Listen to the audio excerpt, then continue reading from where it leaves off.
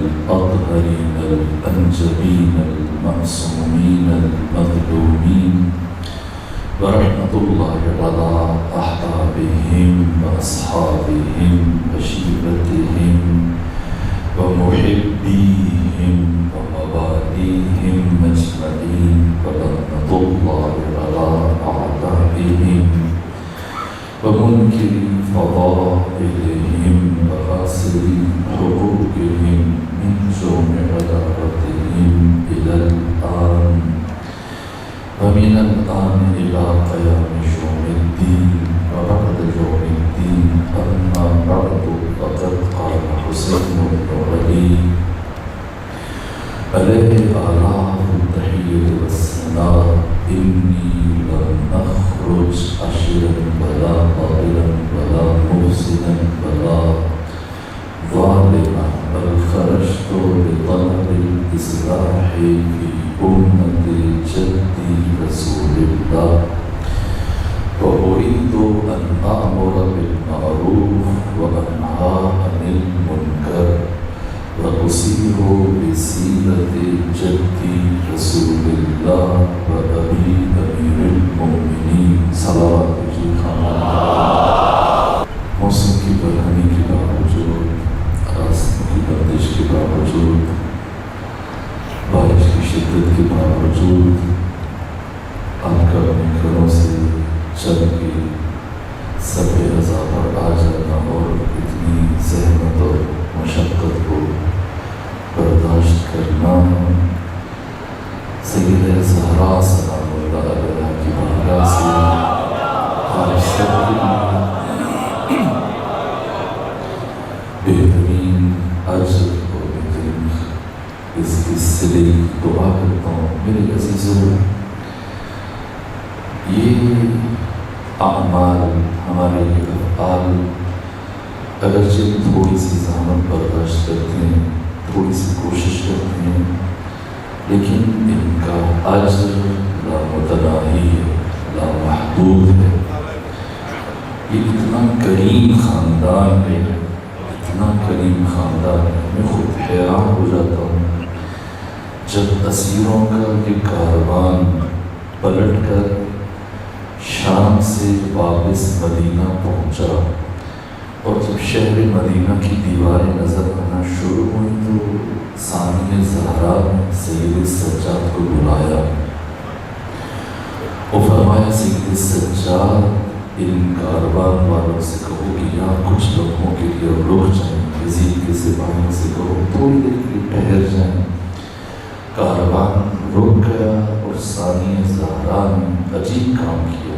بچوں سے کہا، بچیوں سے کہا، مخدرات عصمت و طہارت سے تمام بیویوں کو بلایا اور سب سے خواہش کی کہ تم میں سے جس کے پاس مال دنیا میں سے کچھ بھی ہے لے آؤ.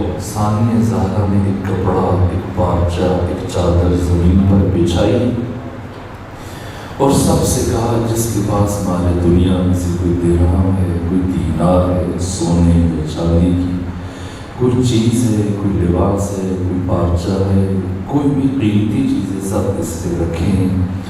تمام بنو ہاشم کے بچوں نے جو بچ گئے تھے، بچیوں نے، خواتین نے، یہ جو بھی مال دنیا میں سے قیمتی چیزیں تھیں، جو بچا ہوا لوٹا ہوا مال شام میں واپس کیا گیا تھا، وہ ساری چیزیں لا کر اس چادر پر رکھیں. یہ درہم و دینار، یہ سونے اور چاندی کے زیورات جب سب نے رکھے ایک گٹھڑی بنی. ثانیہ زہرا نے سید سجاد سے فرمایا سید سجاد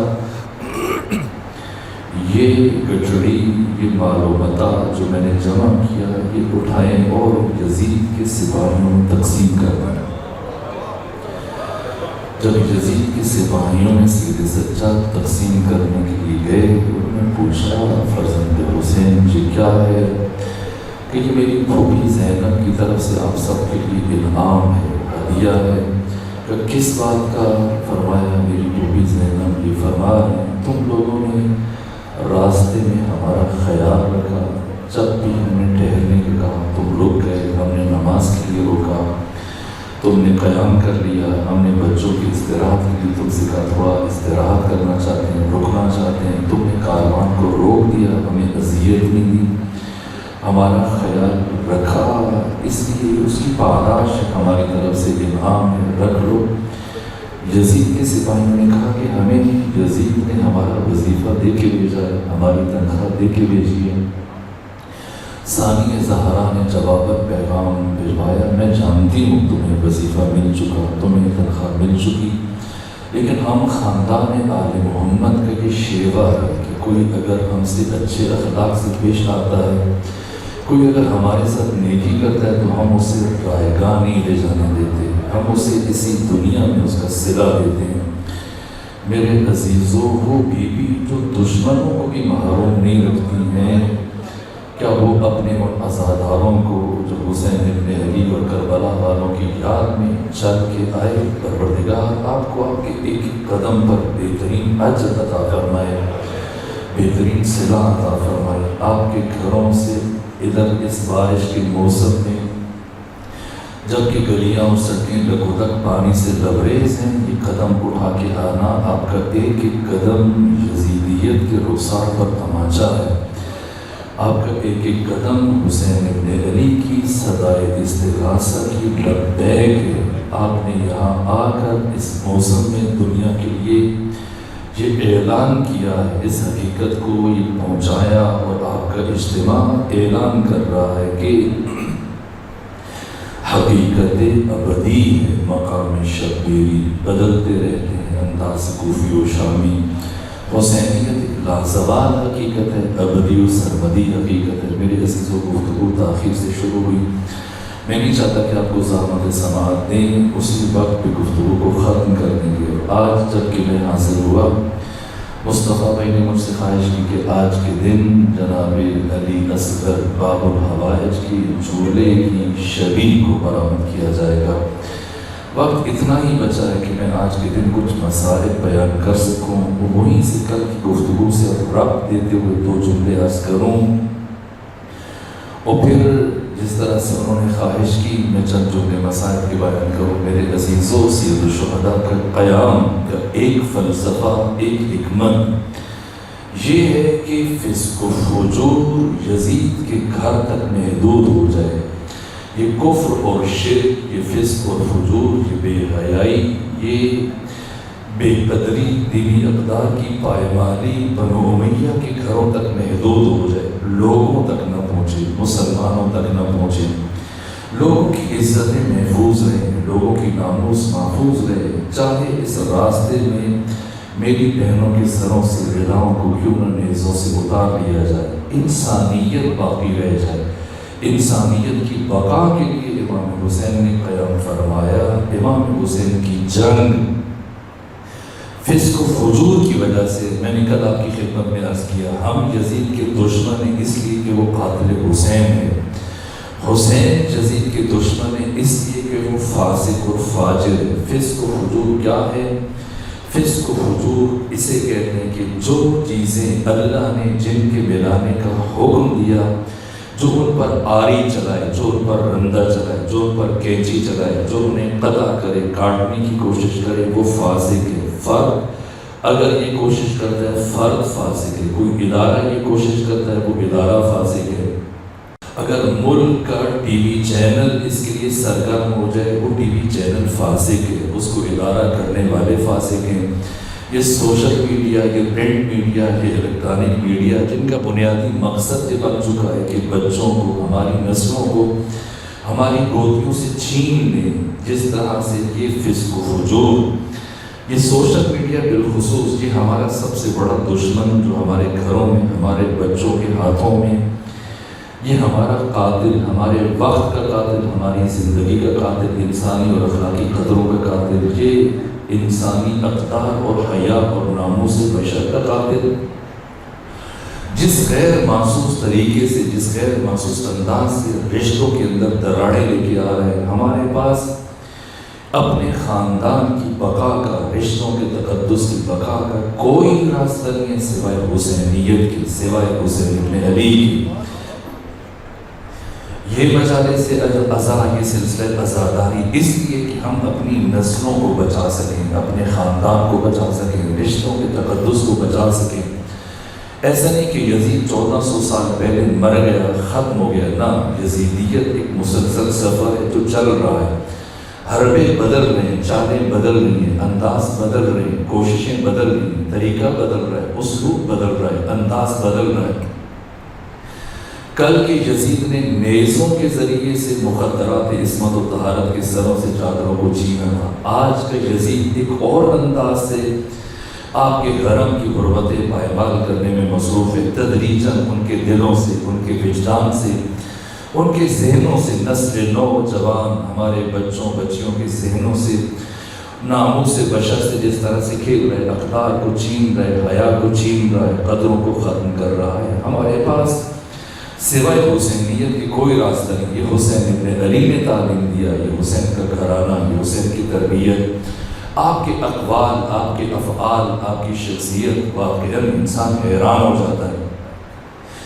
اگر ہم اپنی نسلوں کی وہ تربیت کرنا چاہتے ہیں، فسق اور فجور اور عصر حاضر کے حملوں سے بچانا چاہتے ہیں، ہمارے پاس جو روشنی کا عظیم ترین مینار ہے، ناموس بشر، حرمت ناموس بشر، انسانی رشتوں اور انسانی اور اخلاقی قدروں کا امین و بلند ترین مینار، سرور السالار شہیدان حسین ابن علی علیہ السلام ہے۔ واقعاً انسانی رشتوں کی معراج ہے۔ میں کل آپ کو عرض کر رہا تھا کس طرح سے رشتوں کو کمزور کیا جا رہا ہے، اور کل والدین کے رشتے کو بیان کرنے کے بعد میں نے زوج اور زوجہ کے رشتے کو بیان کیا۔ یہ رشتہ مقدس ترین رشتہ ہے۔ ایک تصور ہمیں پاک و ہند سے ملا، اس کلچر سے ملا، اس ثقافت سے، اس فرہنگ سے ملا۔ ہمارا میڈیا جس طرح سے نہ قرآن کی نگاہ میں، اسلام کی نگاہ میں یہ مقام، یہ رشتہ بلند ترین رشتہ ہے۔ یہ خاندان کے وہ پہلے دو رکن ہیں جن سے مل کر اب یہ نیا خاندان ہمارا سے وجود میں آ رہا ہے، اور جس سے اب ایک نئی نسل کا آغاز ہو رہا ہے۔ یہ بنیادی ترین دو رکن، ان میں اعتماد چاہیے، ان میں خلوص چاہیے، ان میں وفا چاہیے، ان میں محبت چاہیے، ان میں ایثار چاہیے۔ اگر ذرہ برابر اس میں بد اعتمادی آ گئی، بے اعتمادی آ گئی، جھوٹ آ گیا، بے وفائی آ گئی، اس کا اثر نسلوں تک چلے گا۔ فاسق کون ہے جو انسانی رشتوں پر اثر انداز ہونے کی کوشش کرے؟ پہلا رشتہ جو روئے زمین میں خلق ہوا ہے آج سے 8000 سال پہلے، جب پہلے ابو البشر آدم کو اتارا گیا، پھر جناب حوا کو زمین پر اتارا گیا۔ یہ پہلا رشتہ جو دو انسانوں کے درمیان استوار ہوا۔ اللہ اس میں صمیمیت کو دیکھنا چاہتا ہے، اللہ اس میں گہرائی کو دیکھنا چاہتا ہے۔ اگر کوئی شخص اس رشتے پر اثر انداز ہونے کی کوشش کرے، وہ قرآن کی بارگاہ میں فاسق ہے۔ چاہے وہ نمازیں پڑھے، چاہے وہ روزے رکھے، چاہے ہر سال حج کے لیے جائے، اس کی کوئی عبادت اللہ کی بارگاہ میں قبول نہیں ہوگی۔ یہ فاسق ہے، یہ اس عصر کے یزید کے لشکر کا سپاہی ہے۔ نہ انسانی رشتوں کی قدر کیجیے۔ کبھی مبادا آپ کے ایک جملے سے، میرے ایک جملے سے، ہماری ایک بات سے دو دوستوں کے درمیان جدائی آ جائے، دو رشتوں کے درمیان، بہن اور بھائی کے درمیان، اولاد اور والدین کے درمیان، شوہر اور بیوی کے درمیان، ہماری ساری زندگی کی عبادتیں ضائع ہو جائیں گی، ہماری ساری زندگی کے اعمال برباد ہو جائیں گے۔ اگر ہماری وجہ سے کوئی سے دو رشتوں میں جدائی آ گئی، وہ سب سے بڑا رشتہ زوج اور زوجہ کا رشتہ ہے۔ کل میں نے آپ کی خدمت میں ایک مثال عرض کی، ایک مثالی جوڑا روئے زمین پر جناب سیدہ زہرا اور علی ابن ابی طالب کا ہے۔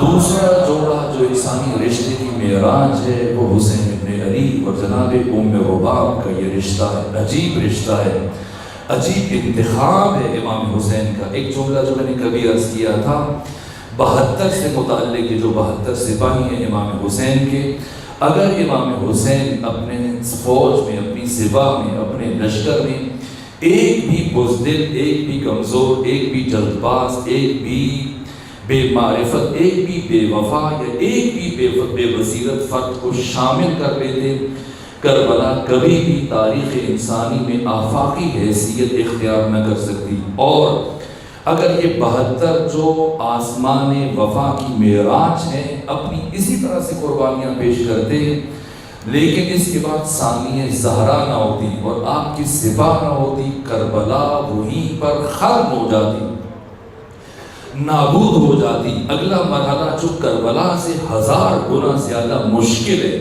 کربلا والوں کی پیاس روز عاشور ختم ہو گئی، اسیروں کی پیاس کب تک جاری رہی کوئی نہیں جانتا ہے۔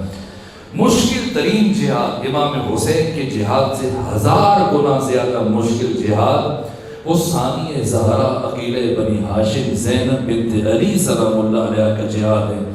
حبیب ابن مظاہر، مسلم ابن اوسجہ، زہیر ابن قیم، عابس ابن شبیب شاکری، سعید بن عبداللہ حنفی، حر ابن یزید الریاحی، یہ سارے سپاہی امام حسین کے، یہ 72 علی اکبر، علی اصغر، عباس، قاسم، اون محمد، یہ ساری سپاہ ایک طرف، ثانیہ زہرا کا ایک سپاہی ایک طرف، وہ سپاہی جن پر دنیا کی مشکل ترین جن کے کندھوں پر امانت آئی، وہ ثانیہ زہرا نے کس طرح سے تحفظ کیا۔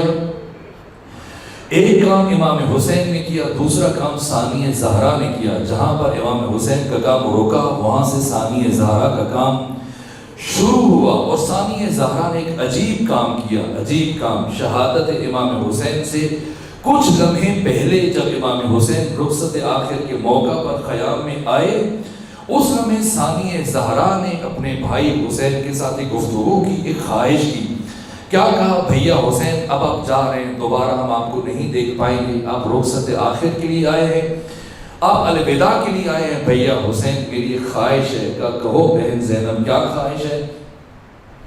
ثانیہ زہرا نے تمام مخدرات عصمت و طہارت کو، تمام خواتین کو ایک صف میں کھڑا کیا، اور دوسری صف یتیم بچیوں کی، یتیم بچوں کی بنائی، دونوں طرف یہ صف ہے، ایک طرف خواتین، ایک طرف بچے اور بچیاں۔ اور پھر امام حسین سے خواہش کی، بھیا حسین بس آخری خواہش کر رہی ہوں آپ سے کہ آپ شہادت کے لیے جاتے ہوئے ایک مرتبہ اس صف کے ان دونوں صفوں کے بیچ میں سے گزرتے ہوئے سب کو سلام کرتے ہوئے سب سے الوداع کریں، سب سے رخصت ہوں۔ میرا جی چاہتا ہے کہ ایک ایک بیوی سے ملتے ہوئے، ایک ایک بچے سے ملتے ہوئے، ایک ایک بچی سے ملتے ہوئے جائیں۔ مجھے اس کی حکمت سمجھ نہیں آتی تھی، میں نے دوسرے مقام پر یہ بات عرض کی، میں نے اس روایت کو بار بار پڑھا، لیکن مجھے سمجھ نہیں آ رہی تھی کہ ثانیہ زہرا نے یہ انداز کیوں اختیار کیا کہ ایک طرف خواتین کے ساتھ بنائی، دوسری طرف بچوں اور بچیوں کے ساتھ بنائی، اور بھیا حسین سے خواہش کی کہ آپ ہمارے درمیان میں سے گزرتے ہو جائیں اور اس طرح سے خدا حافظی کریں۔ مجھے سید اظہر حسن زیدی مرحوم کا یہ جملہ جب میں نے پڑھا تو مجھے سمجھ میں آئی، بہت خوبصورت مثال سے انہوں نے اس حقیقت کو بیان کرنے کی کوشش کی۔ کہا جب ایک مملکت کا سربراہ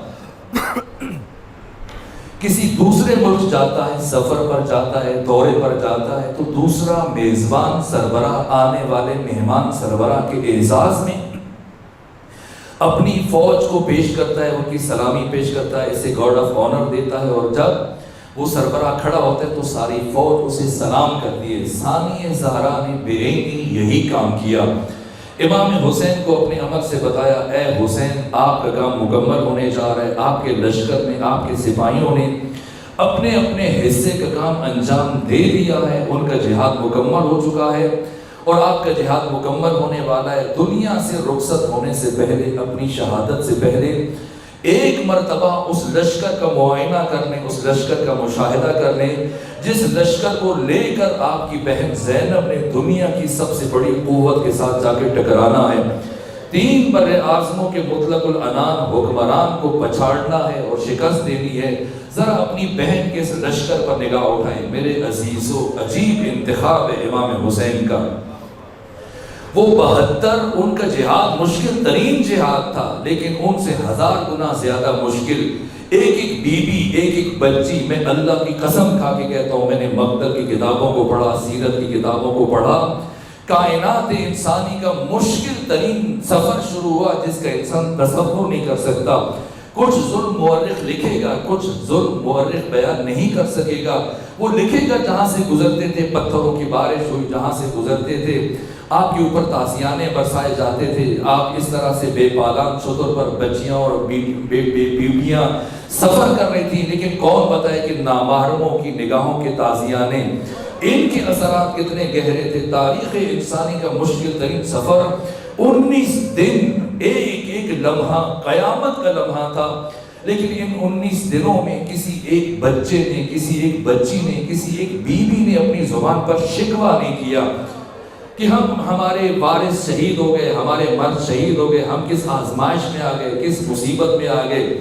یہ ثانیہ زہرا کی تربیت ہے، شریکت الحسین ثانیہ زہرا عقیلہ بنی ہاشم، جو آپ کو شریکت الحسین کہا جاتا ہے۔ کیا مطلب؟ یعنی اس بیوی نے ساری کربلا تیار کر کے اپنے بھائی حسین ابن علی کے سپرد کی۔ جناب عباس کی تربیت کرنے والی یہ بیوی ہے جنہوں نے اپنے ہاتھوں پہ عباس کو اٹھایا، آپ کی پرورش کی، آپ کی تربیت کی۔ علی اکبر کی تربیت آپ نے فرمائی، قاسم کی تربیت آپ نے فرمائی، اور محمد کی تربیت آپ نے فرمائی۔ بچیوں کی مخدرات عصمت و طہارت، ام لیلہ، ام فروہ، ام رباب، ایک ایک فرد جناب فضہ، یہ جو میدان کربلا میں آئے، جو دشمن کے سامنے سیسا پلائی ہوئی دیوار بن گئے۔ چونکہ مجھ سے خواہش کی گئی آج اس شبیہ باب الحوائج کے جھولے کی شبیہ برآمد کرنی ہے، اس لیے میں نے مناسب سمجھا کہ وقت اتنا ہی بچا ہے کہ میں تمہیداً کے چند جملے کربلا کی اس ماں سے متعلق کہوں، وہ ماں جس پر بشریت کو ناز ہے۔ میرے عزیزوں، کربلا کی کچھ مائیں ایسی ہیں جن کی نسل کربلا میں ختم ہو گئی۔ ایک ماں زوجہ ہیں جناب مسلم ابن عقیل کی، بہن ہیں جناب ابو الفضل عباس کی، جن کا اسم گرامی رقیہ ہے۔ 4 بیٹے ہیں اس بی بی کے، عبداللہ، عبید اللہ، محمد اور ابراہیم۔ 2 بیٹے کربلا میں شہید ہوئے، 2 بیٹے 1 سال گزرنے کے بعد شہید ہوئے، 2 بیٹیاں تھیں۔ ایک بیٹی اس سفر میں کربلا سے شام جاتے ہوئے اونٹ کی بلندی سے گر کر شہید ہو گئی۔ دوسری بیٹی جناب عاتقہ 12 محرم کو کوفہ کے شہر کے دروازے پر جب اپنے بابا کے کٹے ہوئے سر کو دیکھا، اپنے بابا کی لاش کو آویزاں دیکھا، بی بی نے چیخ ماری، گر کر وہیں تڑپ کر شہید ہو گئی۔ نسل ختم ہو گئی اس بی بی کی۔ اس کے باوجود 3 شخصیتیں ایسی ہیں جن کے گھروں کو جلا دیا گیا کہ کربلا سے واپسی پر، شام سے واپسی پر ان 3 شخصیتوں کے گھروں کو جلایا گیا۔ ایک امام حسین کے گھر کو یزید نے آگ لگوا دی تھی مدینہ میں، دوسرے جناب ابو الفضل عباس کے گھر کو جلا دیا گیا تھا، تیسرے مرحلے پہ سفیر حسین مسلم ابن عقیل کے گھر کو نظر آتش کیا گیا تھا۔ اور جب جناب رقیہ آئیں، آپ کا گھر موجود نہیں تھا۔ امام سجاد نے کہا بی بی میں آپ کے لیے نیا گھر تعمیر کرواؤں، کرنا اپنے کچھ دنوں کی مہمان، کچھ دنوں کی مہمان ہوں، مجھے گھر کی اب حاجت نہیں رہی، گھر کی ضرورت نہیں رہی۔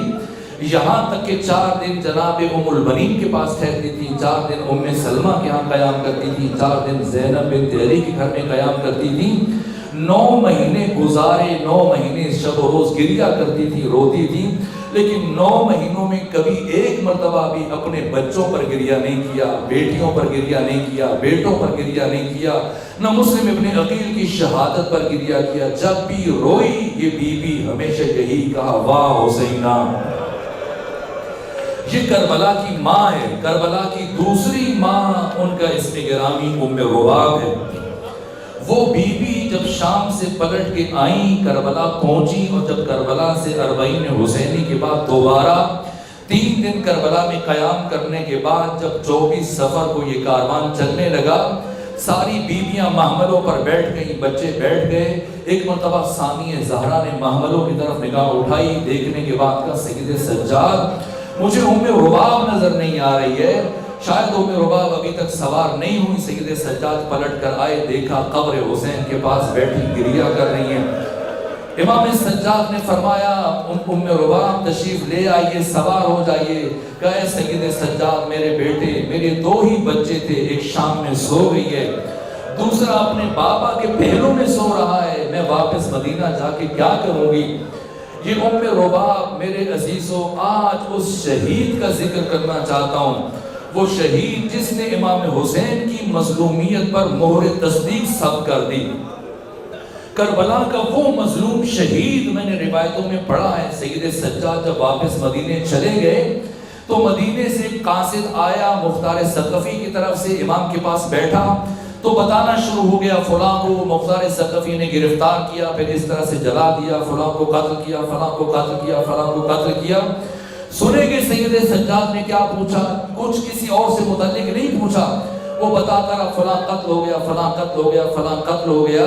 ایک مرتبہ سید سجاد نے سر اٹھایا، پوچھا بتاؤ کیا ہرملہ زندہ ہے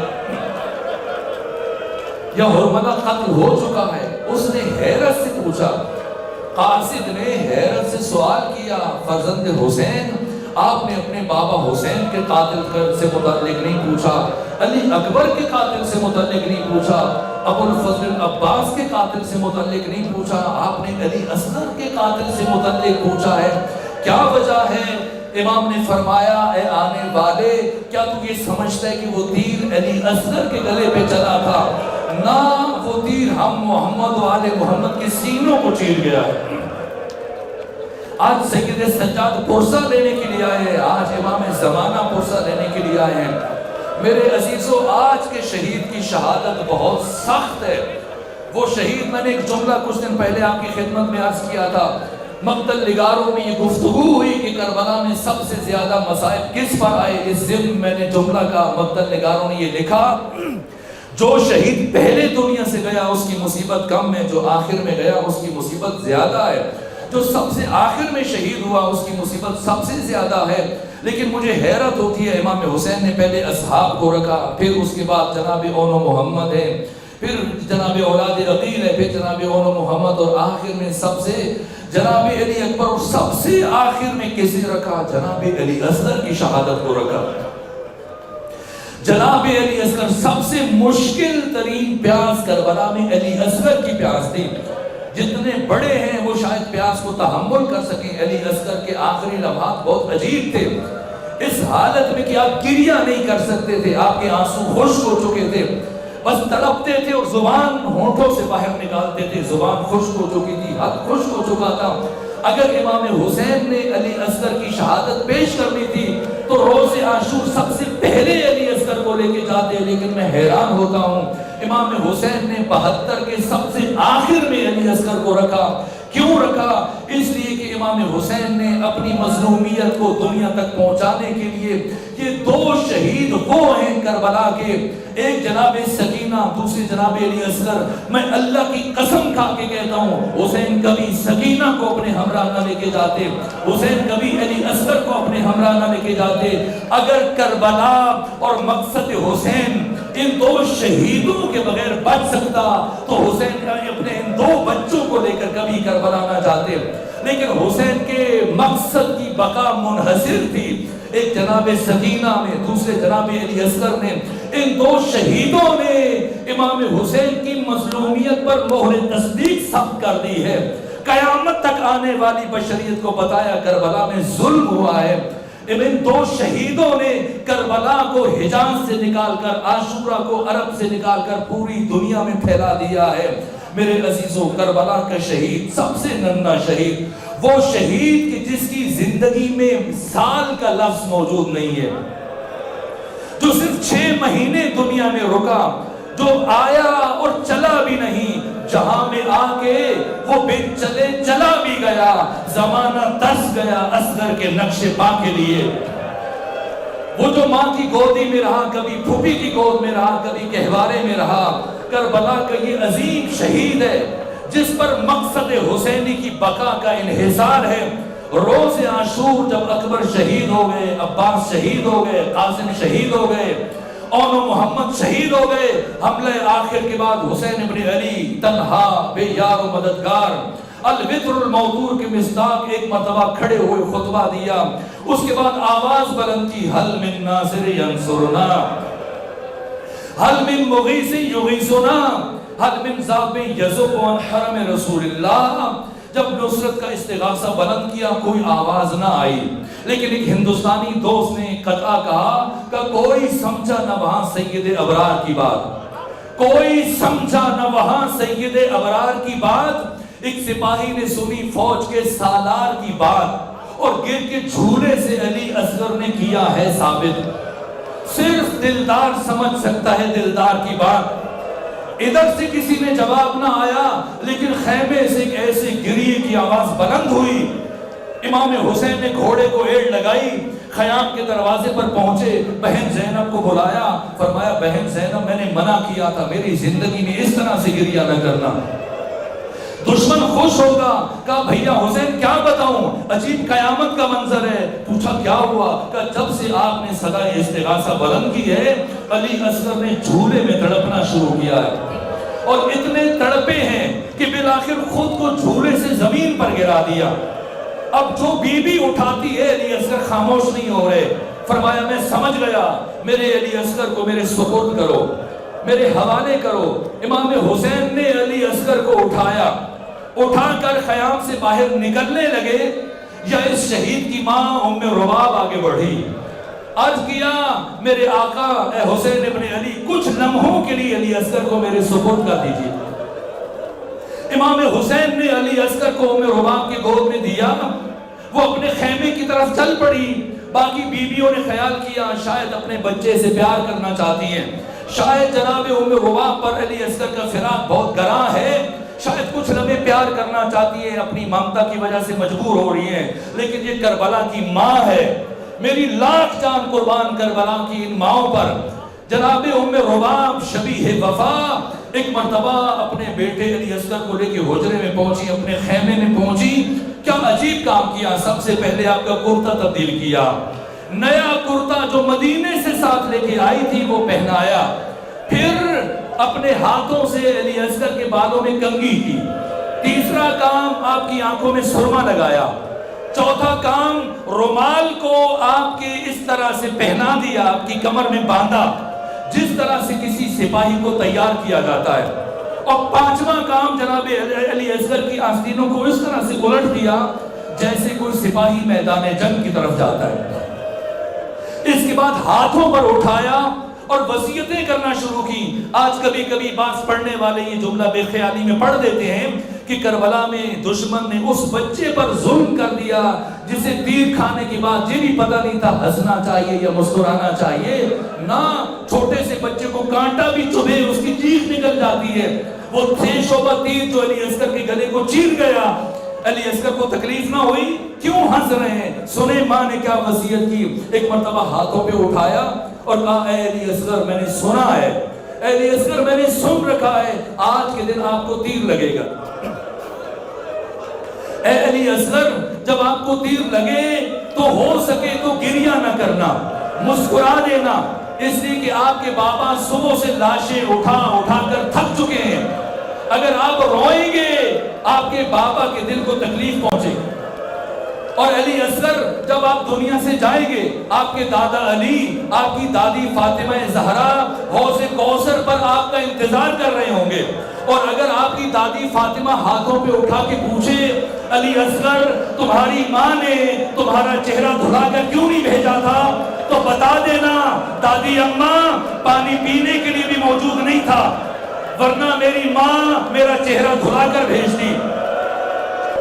اے علی اصغر اگر دادی آپ کو آپ کے دادا علی جام کوثر پیش کرے تو خبردار پانی نہ پینا, اس لیے کہ آپ کے بابا حسین آپ سے زیادہ پیاسے ہیں. علی اصغر اپنے بابا کا انتظار کرنا.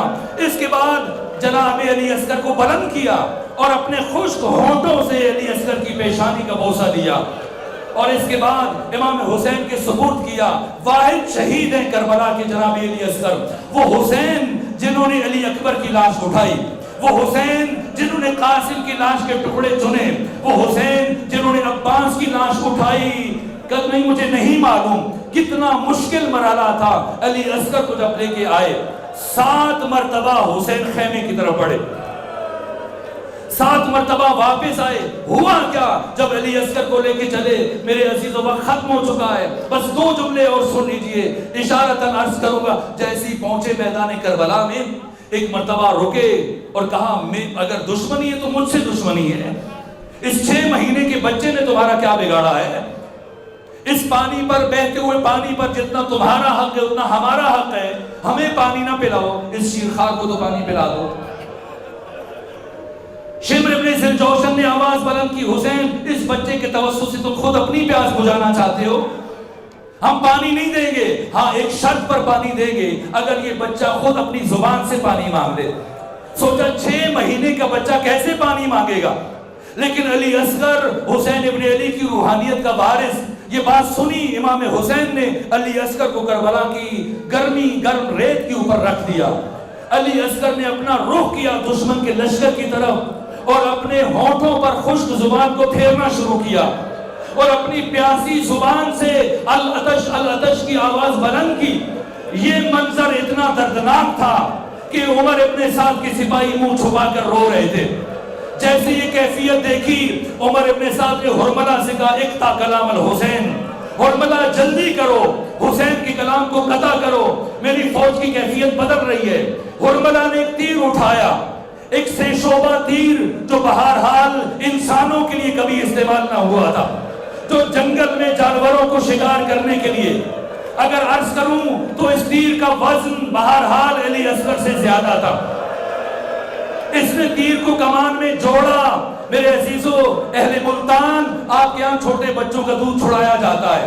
جب چھوٹے بچوں کا دودھ چھڑواتے ہیں مائیں ان کے عزیز ان کے لیے مٹھائیاں لے کے آتی ہیں، ان کے لیے کھلونے لے کے آتے ہیں، بہت محبت سے اپنے بچوں کا دودھ چھڑواتے ہیں. تاریخ انسانی میں کسی بچے کا دودھ ایسے نہ چھڑوایا گیا جیسے کربلا میں ام رباب کے بیٹے علی اصغر کا چھڑوایا گیا. ادھر تیر چلا، کیا ہوا؟ صاحب دمت الثاقبہ نے لکھا فَذَبَحَهُ مِنَ الْأُذُنِ إِلَى الْأُذُنِ. اس تیر نے علی اصغر کو ایک کان سے دوسرے کان تک ذبح کر دیا. بس مشکل مرحلہ ہے. ایک جملہ اور عرض کروں، یہاں تک کہ حسین نے علی اصغر کو اٹھایا. اتنی وزنی لاش تھی، مجھے نہیں معلوم کیا ہوا. آج حسین سے خیام کی طرف چلا نہیں جا رہا ہے. خیام کے دروازے پر پہنچے ہیں. روز عاشور ایک عمل کریں گے آپ.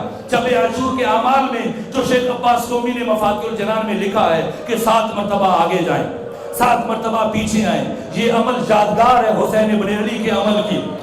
ممکن یعنی حسین ابن علی کے لیے اتنا مشکل مرحلہ تھا، کیوں تردد میں تھے؟ مبادا کوئی بی بی علی اصغر کو اس حال میں دیکھ کر مر نہ جائے، اس لیے خیام کے اندر نہیں لے کے گئے. ایک مرتبہ علی اصغر کو اٹھایا، اب جھولا لے آئیے. میں یہ جملہ عرض کروں، ایک مرتبہ علی اصغر کو اٹھایا اور حسین خیام کے پشت کی طرف چلے. وہ مرحلہ جب حسین کی تلوار نے گریا کیا، یہ جملہ سنیں، وہ مرحلہ جس مرحلے پر حسین کی شمشیر نے گریا کیا. امام حسین نے ایک مرتبہ اپنی شمشیر سے قبر کھودنا شروع کی. قبر کھودنا شروع کی. جب قبر کھود گئی، اب علی اصغر کو اس قبر میں رکھا اور پاؤں کی طرف سے کربلا کی گرم ریت کو ڈالنا شروع کیا. یہاں تک کہ جب سینے تک پہنچ گئے، اب حسین جیسا صابر امام ہے اور ہمت نہیں بڑھ رہی کہ کیسے چاند جیسے چہرے پر کربلا کی تپتی ہوئی ریت ڈال دیں. حسین محض فکر ہے، اپنی قوت کو جمع کر رہے ہیں، یا ایک ہاتھ پشت سے آپ کے کندھے پر پڑا. حسین نے مڑ کر دیکھا، ام رباب حسین ابن علی سے کہہ رہی تھی یہ کربلا کی ماں ہے. ام رباب امام حسین کے سامنے ہاتھ جوڑ کے کھڑی ہوئی، کہا آقا آپ جائیں میدان کربلا، اپنا ادھورا کام مکمل کریں. اس کام کو آپ کی کنیز ام رباب انجام دے گی.